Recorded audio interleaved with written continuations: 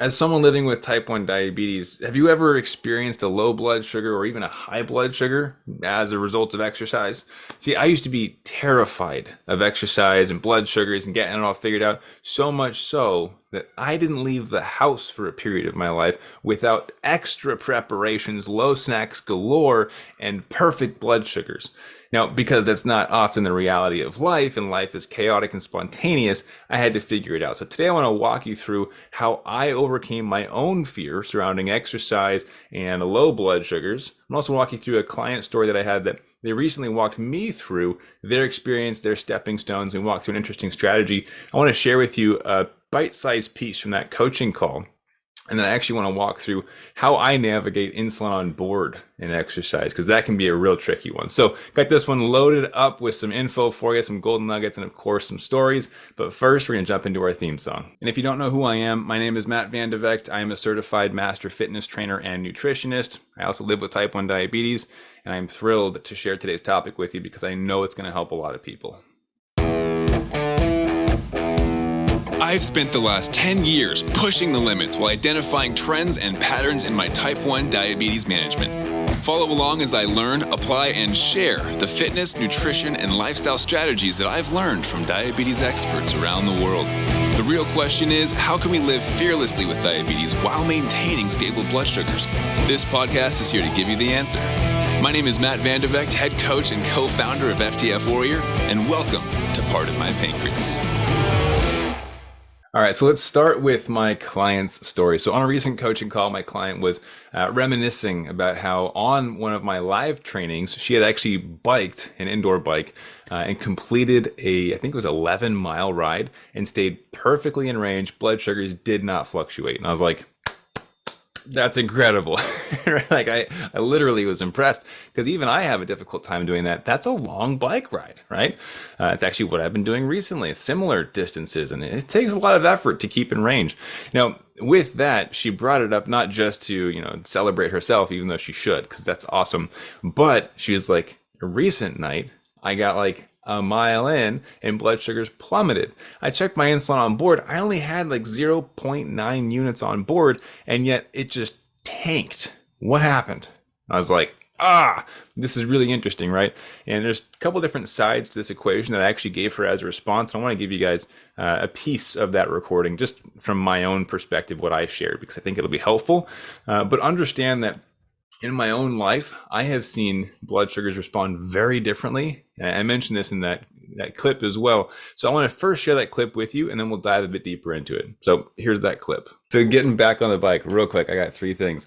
One, if you experience something that you perceive as trauma or you have a fear response to, it is important to dip your toes back in as soon as possible, because we start to form these brick walls in our head of like, that's not safe. I can't do that ever again. The longer it goes, the harder it is to break down that wall.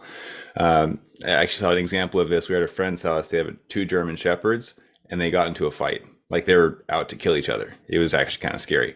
Thankfully, someone there was a dog trainer, and this is going to be a little bit graphic, but apparently if dogs get into a fight like that, you just stick your thumb up their butt and they release the grip, because the dog had the other dog's neck in its mouth. Like he was going to kill it.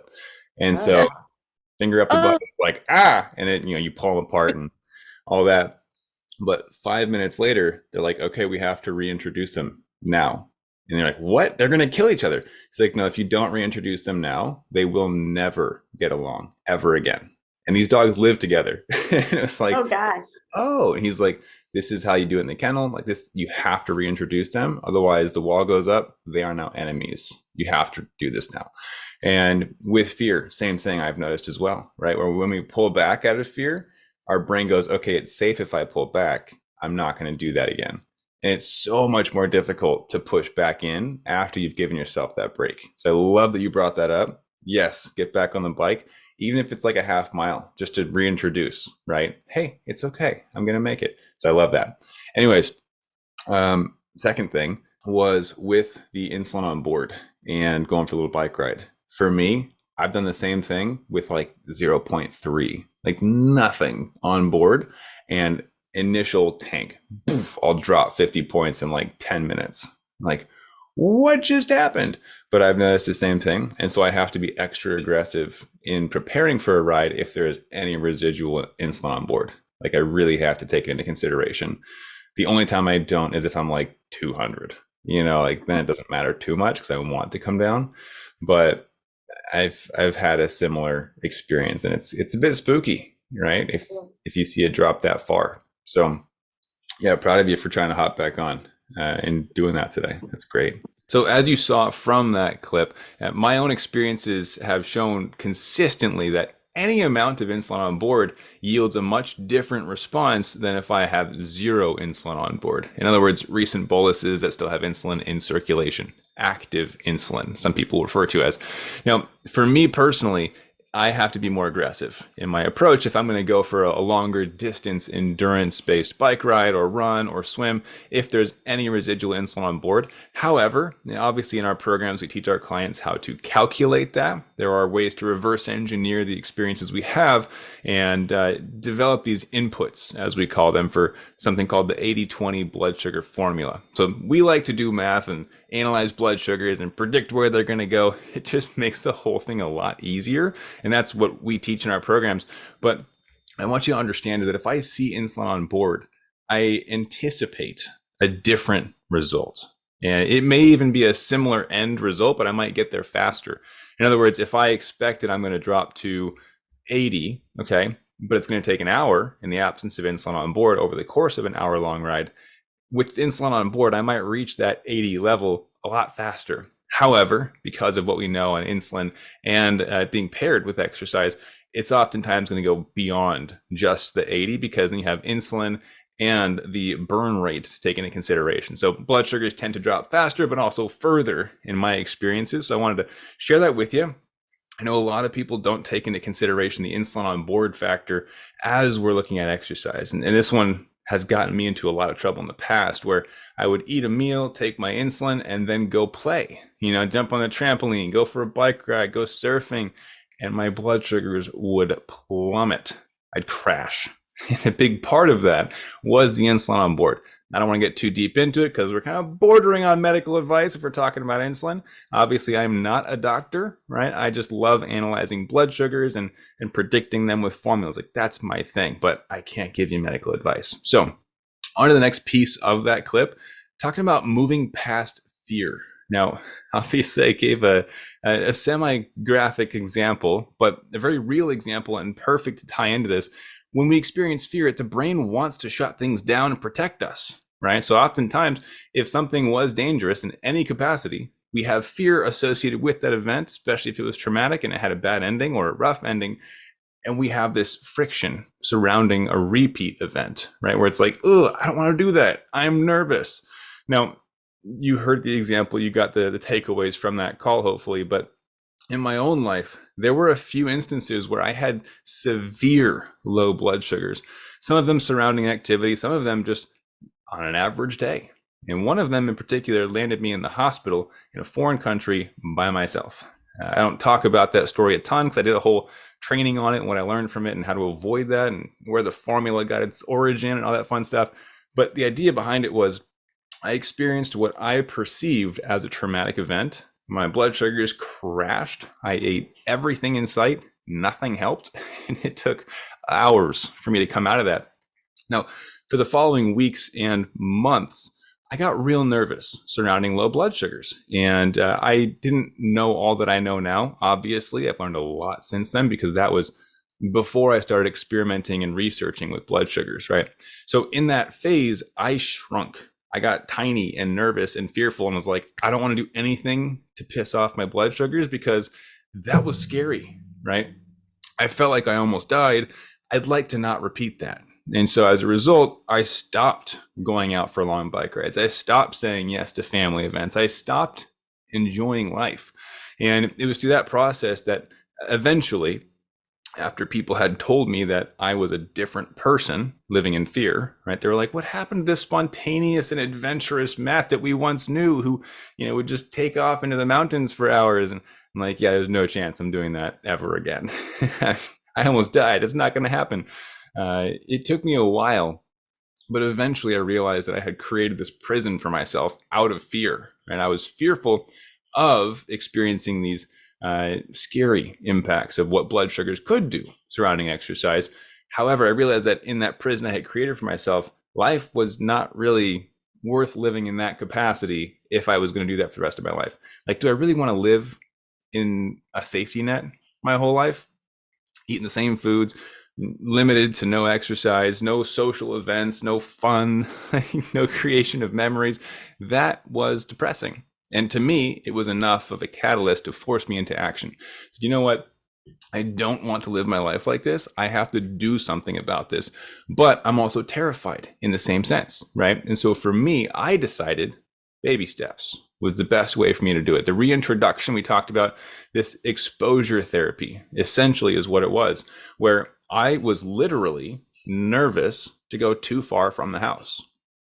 It's crazy, right? Thinking about that now, like, a lot of you know a lot about me and my adventuresome spirit and all the athletics that I do now and all this kind of stuff.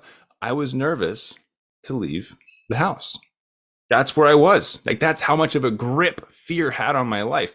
Like, we can ignore the restriction of diet, the restriction of fun. I was nervous to leave the house.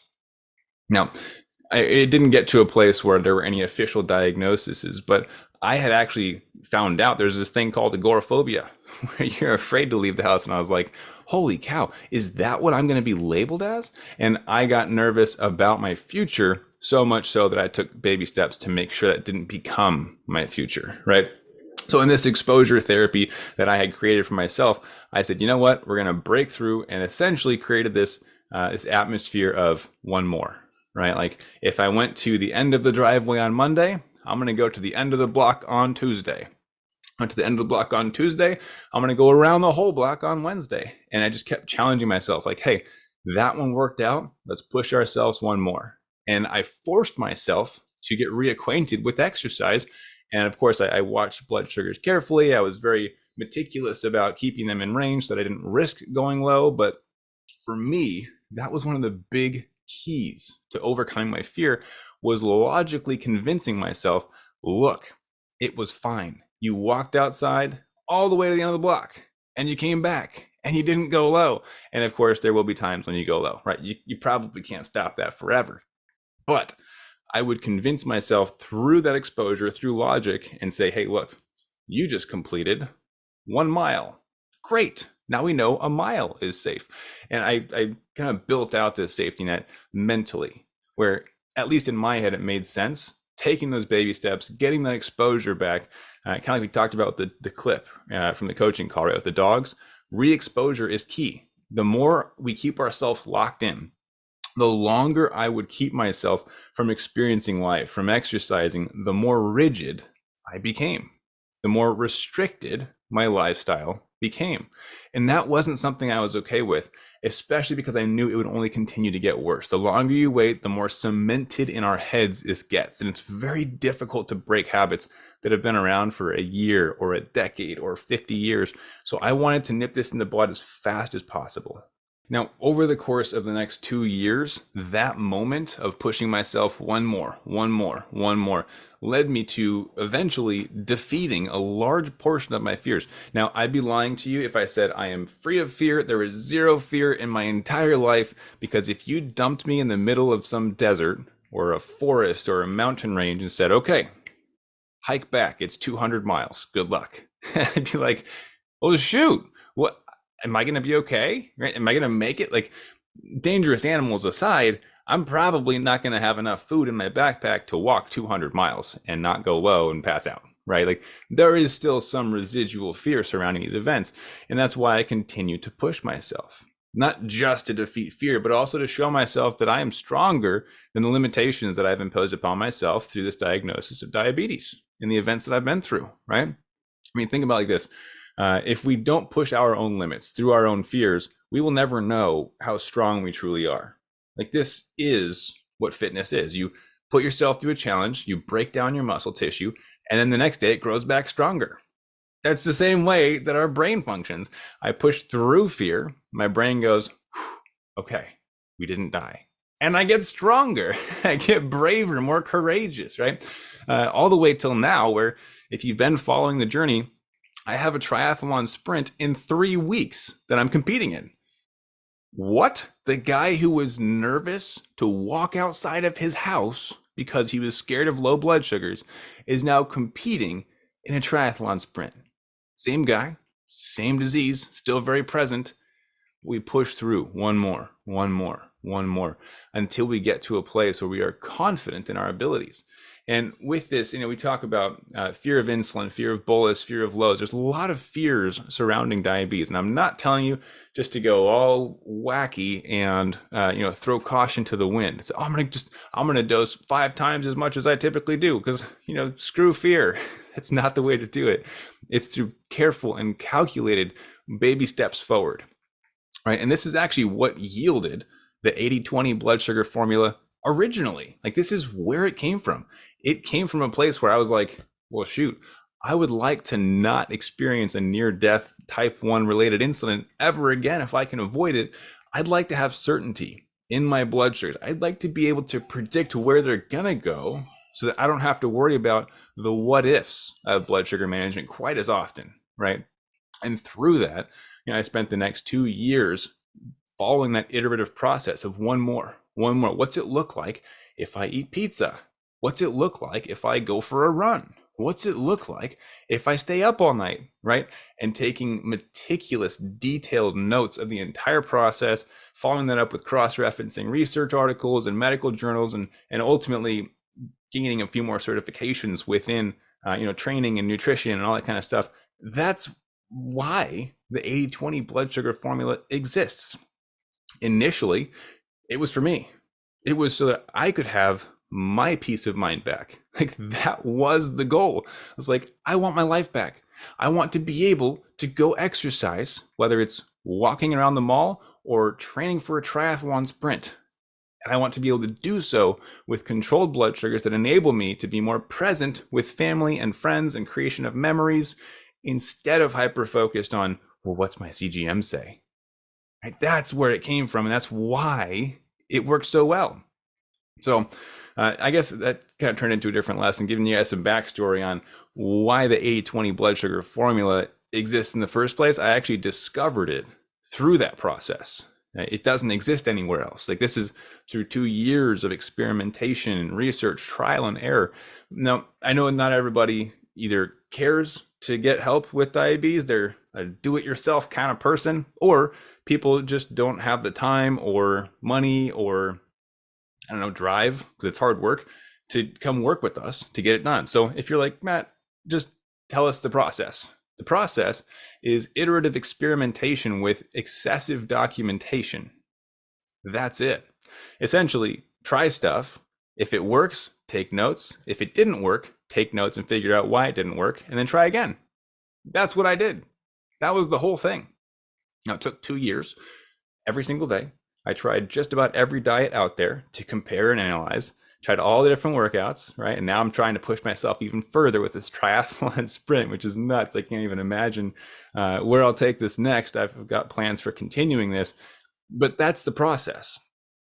Diabetes is one giant science experiment of us gathering information, analyzing it, and adapting our strategies in order to stabilize blood sugars through different processes, right? And some people are totally fine living the same life every single day. And for a while, I did that as well. But I got sick of it. I realized this is not what I want out of life. I don't want to have the same day forever. I'd like to avoid Groundhog Day and actually enjoy it and make memories and have fun.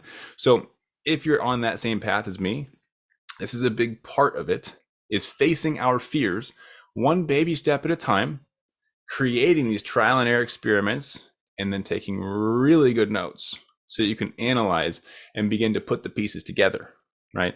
And if you are somebody who wants help putting the pieces together, obviously we have a whole program that I work with people on. You can go to diabetesinaction.com. There's a whole training there that kind of walks through actually the exact story that I just gave you on a deeper level, what I learned, why I learned it. It talks about how I almost died in Paris, and it was the whole detailed experience there. It was wild. Grateful I made it through. It's a terrifying experience, to be truthful.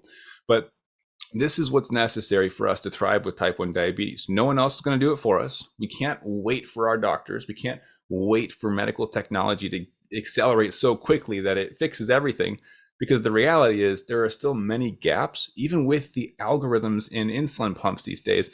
It's not where it needs to be for us to be hands off. We still need to know what we're doing.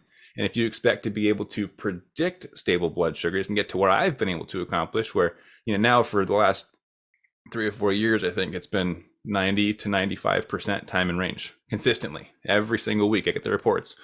If you want that, you're going to have to put the efforts in. And it's super uncomfortable facing your fears. Incredibly uncomfortable, right? And scary.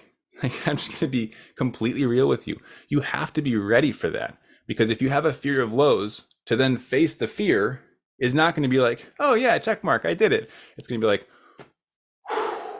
man, this is so uncomfortable, right? But if you have somebody guiding you along that process, showing you how to avoid the pitfalls, of course, it's a lot less scary. I have some clients who I've been able to walk through a few of these fears as well, because I've experienced them myself. So if you're somebody who's nervous at all, or even just frustrated with the fluctuations of blood sugars up and down and surrounding exercise especially, this is something we've been iterating on with a lot of my clients, talking about burn rates and activity impact ratios. How do you predict where blood sugar is going to fall in the graph based on the intensity and duration of the activities? All that kind of stuff. Just go to diabetesinaction.com. You'll find a big training there that's really helpful for a lot of people. But what I want you to also walk away from with today's episode is that our fears, while they are built with good intention from our brain, keep us alive, keep us safe, oftentimes they are overreactions, and we let it grow when we do nothing about them. When we live in fear, that fear gets cemented into our mind. Well, the last time that I traveled, I went low, so I can't travel anymore. And the longer I believe that, the harder it is to break that belief. So do with that what you will. I know not everyone experiences fear to the same degree as I did, and some people have it worse, but I want you to understand that fear does not have to be the reason you don't do things, but it starts with being honest with yourself. And that's what I had to attack first, realizing that if I stayed in my house for the rest of my life, I was going to be miserable. And eventually it got to a place where I was leaving the house, but I was still saying no to fun foods, right? Oh, I can't have pasta. That's going to destroy my blood sugars. Became, why not? Or how can I have pasta, right? So this is what I want you just to leave with today, is to start questioning these fearful thoughts and ask yourself, how can I take a baby step? How can I introduce one more to start breaking down these fears, breaking down these mental barriers that might be holding you back? All right. Now, if that was helpful, do subscribe. Obviously, these go up every week. My intent is to help you break barriers, break restrictions, and ultimately thrive with type 1 diabetes like myself. I'm not perfect, by the way. Never will be perfect. I still have bad days where blood sugars are a little wonky, right? Or fear does creep back up. I'm not perfect, but I hope this has been helpful for you. If you enjoyed it, be sure to hit the subscribe button, share this with somebody who needs to hear this message, and drop a comment. Let me know what in the past has been a fear of yours, and or what you're currently trying to break through. I would love to see your comments if you're on YouTube with me, and I'll catch you guys in the next episodes. Drop that comment, be sure to subscribe. I'll catch you next week. Let's break some fears down and keep up the fight.